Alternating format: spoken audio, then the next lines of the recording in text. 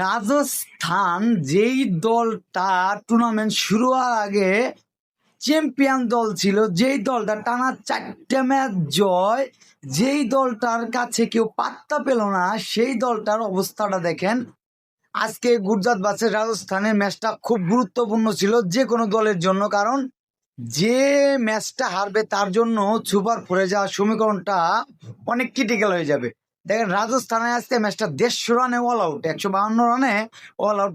77 রানে ম্যাচটা হারছে। আপনি রশিদ খান 4টা উইকেট, মানে যেই রাজস্থানকে বলা হয়েছিল যে 2026 IPL হয়তো তারা চ্যাম্পিয়ন হওয়ার অন্যতম দাবিদার, সেই রাজস্থান তারা এখন সুপার ফোরে যেতে পারবে কিনা সেটা সমীকরণ মিলাতে হবে।